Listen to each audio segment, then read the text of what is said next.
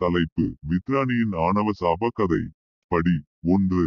செல்வச் செழிப்பும் கர்வமும் கொண்ட வித்ராணி தன் வாழ்வை உரிமையோடு வாழ்ந்தாள். அவள் எல்லோருக்கும் மேலானவள் என்று நம்பி தன் ஆணவமான நடத்தையால் பல ஆண்களை அவமானப்படுத்தினாள். ஒரு துரதிர்ஷ்டமான நாள், வேலை முடிந்து வீடு திரும்பிய பிறகு தன் ஆணவத்தை சவால் செய்ய துணிந்த ஒரு மர்மமான ஆண் போதகரை அவள் சந்தித்தாள்.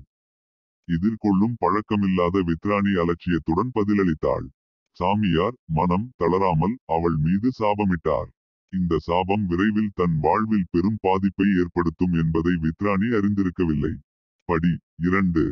சாமியார் வித்ராணியின் மீது சாபமிட்ட பிறகு அவளுடைய வாழ்க்கை ஒரு குழப்பமான திருப்பத்தை எடுத்தது. முன்பு அவளால் அவமானப்படுத்தப்பட்ட ஆண்கள் ஒன்று சேர ஆரம்பித்தனர். அவளுக்கு பாடம் கற்பிக்க வேண்டும், அவள் ஏற்படுத்திய வலியை புரிய வைக்க வேண்டும் என்ற ஆசையில் ஒன்றுபட்ட அவர்கள் ஒரு வகையான இரகசிய சமூகத்தை உருவாக்கினர். இருப்பினும் வித்ராணி தன்னை சுற்றி வளர்ந்து வரும் புதிர்களை கவனிக்காமல் இருந்தால் அவளுடைய ஆணவமும் செல்வமும் தொடர்ந்தது.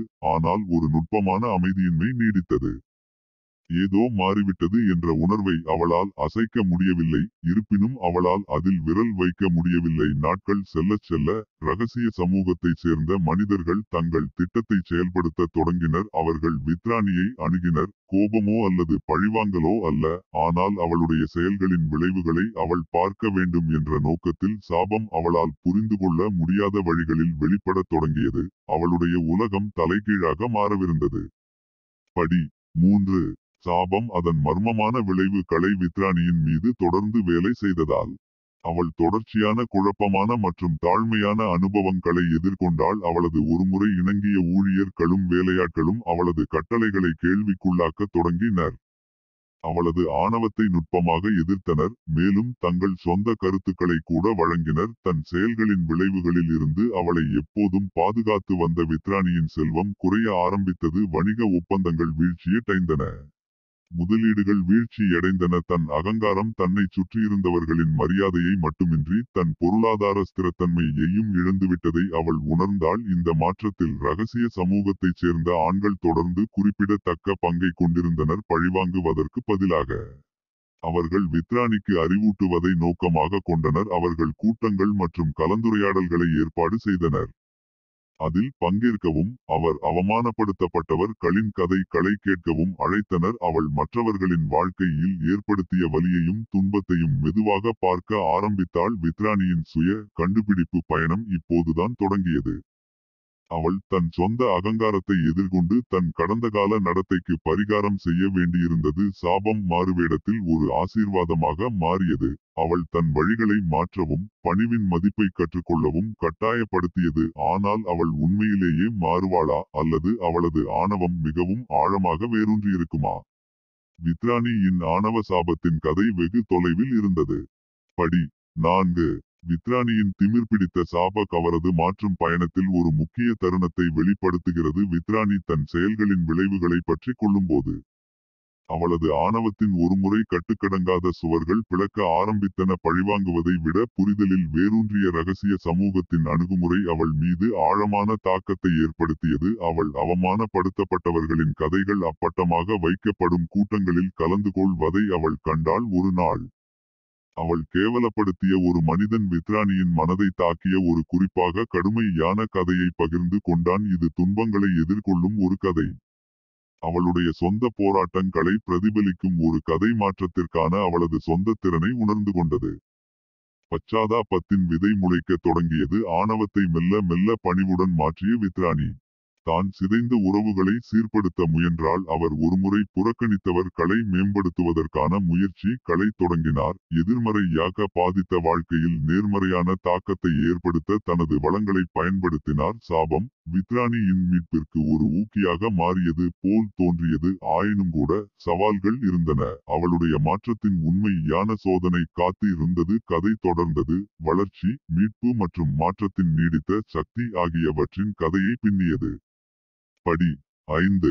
வித்ராணி தனது மீட்பு பயணத்தை தொடர்ந்தபோது அவளைச் சுற்றியுள்ள சமூகம் ஒரு குறிப்பிடத்தக்க மாற்றத்தை காணத் தொடங்கியது. ஒரு காலத்தில் திமிர் பிடித்த பெண் நேர்மறை மாற்றத்திற்கான ஊக்கியாக மாறினாள். தன் செல்வாக்கை பயன்படுத்தி தான் தவறு செய்தவர்களின் வாழ்க்கையை உயர்த்தினாள். அவளுடைய செல்வம் ஒடுக்குமுறைக்கான கருவியாக இருப்பதற்கு பதிலாக நன்மைக்கான சக்தியாக மாறியது. வித்ராணி தன்னால் அவமானப்படுத்தப்பட்ட மக்களுக்காக தொண்டு நிறுவனங்களையும் கல்வி திட்டங்களையும் வேலை வாய்ப்புகளையும் நிறுவினார்.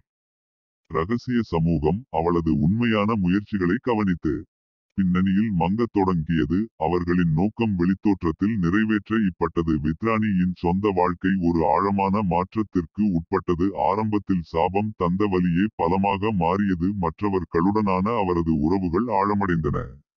பணிவு மற்றும் புரிதலின் அடித்தளத்தில் கட்டமைக்கப்பட்டது. ஒரு காலத்தில் தனிமைப்படுத்தப்பட்ட பெண் கடந்த காலத்தில் கைக்கெட்டும் தூரத்தில் வைத்திருந்த சமூகத்திற்குள் தன்னைச் சேர்ந்தவர் என்ற உணர்வை கண்டார். இருப்பினும் சவால்கள் தொடர்ந்தன. அவளது பழைய சுயத்தின் சில எச்சங்கள் எப்போதாவது வெளிப்பட்டு அவளுடைய மாற்றத்தின் நேர்மையை சோதித்தன.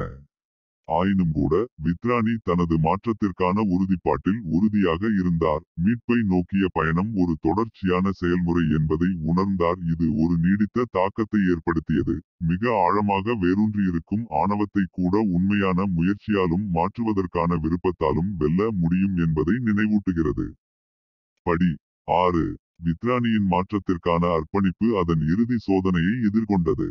ஒருமுறை அவளது ஆணவத்திற்கு பணிந்த சக்திகள் அவளது மாற்றத்தின் நேர்மையை சோதிக்க தீர்மானித்தது போல் தோன்றியது. வதந்திகள் மற்றும் அவதூறுகள் வட்டமிட்டன. அவள் ஏற்படுத்திய நேர்மறையான தாக்கத்தை செயல்தவிர்க்க அச்சுறுத்தியது.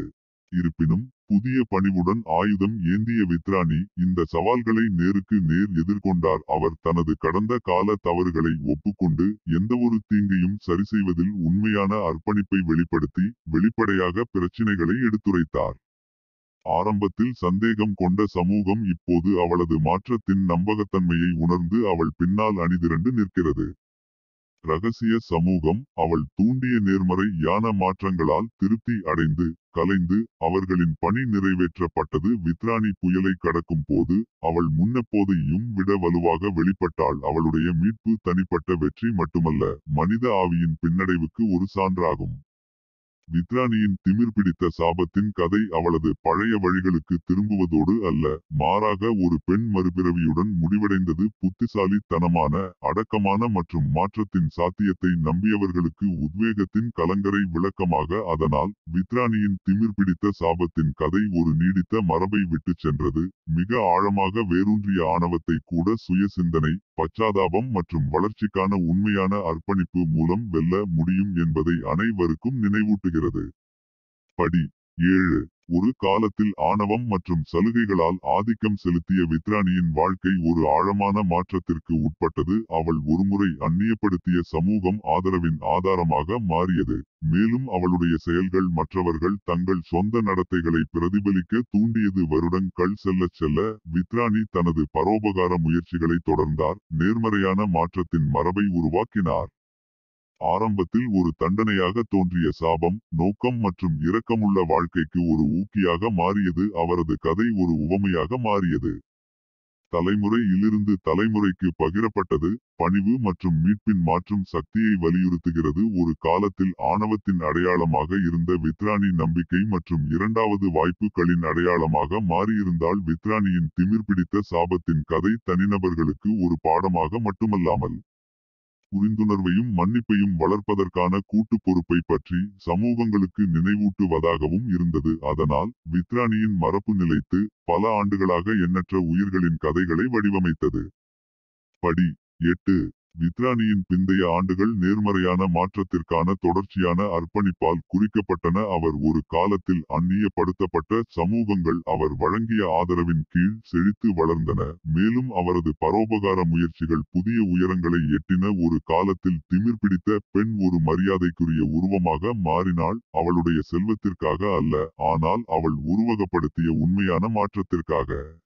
வித்ராணி தன் பயணத்தின் முடிவை நெருங்கும் போது தன்னை ஆணவத்திலிருந்து மீட்பிற்கு அழைத்துச் சென்ற திருப்பங்களையும் அவள் பிரதிபலித்தாள். சாபம் அர்த்தம் மற்றும் இரக்கமுள்ள வாழ்க்கையை நோக்கி அவளை வழிநடத்தும் ஒரு சக்தியாக இருந்தது. அவளுடைய கதை ஒரு காலமற்ற உவமையாக மாறியது.